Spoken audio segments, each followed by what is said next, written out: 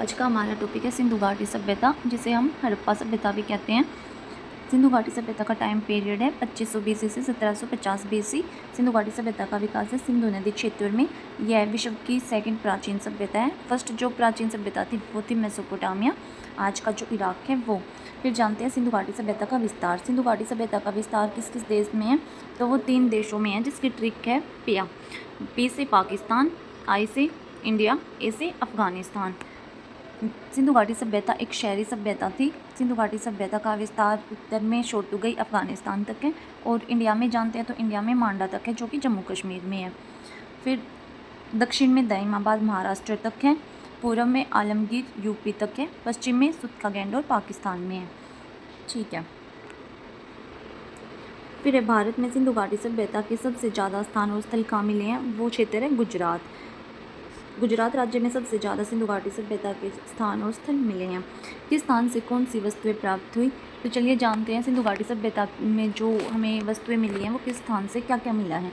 तो लिंगम मिला है हमें हड़प्पा सभ्यता से, गेहूँ मिला है हड़प्पा नगर से, 6 अन्नागार मिले हैं हड़प्पा से, योनि के साक्ष्य हड़प्पा से।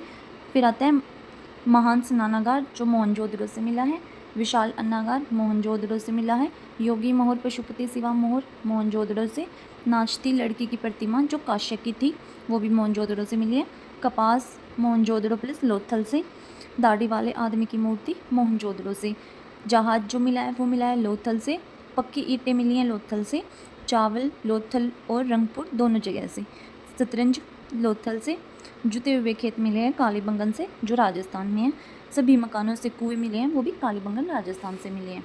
फिर है ऊँट की हड्डियाँ मिली हैं कालीबंगन से, कच्ची ईंटें मिली हैं कालीबंगन से। एक शहर जहाँ से देवी की मूर्ति नहीं मिली, बाकी सभी शहर जो हड़प्पा सभ्यता के थे सबसे देवी की मूर्ति मिली है, केवल कालीबंगन ऐसा शहर है जहाँ से देवी की मूर्ति नहीं मिली।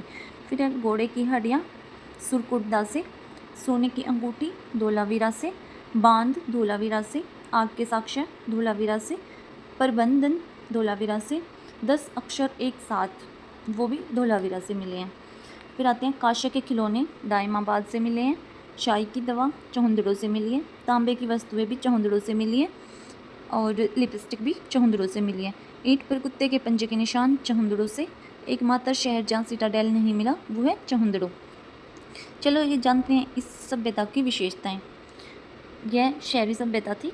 इस सभ्यता में ग्रिड व्यवस्था पाई जाती है, जिसका मीनिंग होता है सड़कें 90 कोण पर होंगी। सभी शहर सिटाडेल पर आधारित होते हैं। सिटाडेल का मीनिंग है शहर 2 भागों में बटा होता है। एक होता है उच्च भाग जहाँ रिच पीपल रहेंगे, एक होता है निम्न भाग जहाँ नॉर्मल पीपल रहेंगे। भूमिगत जल निकासी व्यवस्था मिली है, मंदिर जाति व्यवस्था नहीं मिली। उसके बाद हर मकान से आंगन मिले हैं। महिला प्रधान समाज था जो हड़प्पा सभ्यता का समाज था। कृषि आधारित अर्थव्यवस्था मिली है, और हड़प्पा सभ्यता की मुख्य फसल थी वो थी गेहूँ, चावल, जौ और कपास। फिर है इस सभ्यता के लोग व्यापारी थे, पशुपालन करते थे। पशुपालन में जो मुख्य पशु होता था वो था कुत्ता, सांड, बैल, बिल्ली, भैंस, सुअर, ऊँट और घोड़ा। गाय नहीं मिली है इसमें, क्योंकि गाय जो वैदिक काल था, वैदिक काल में गाय को पूजनीय माना जाता है। वैदिक काल में जो सबसे महत्वपूर्ण जानवर है वो है गाय। गाय हमें हड़प्पा सभ्यता से नहीं, वैदिक सभ्यता से मिली है। ठीक है।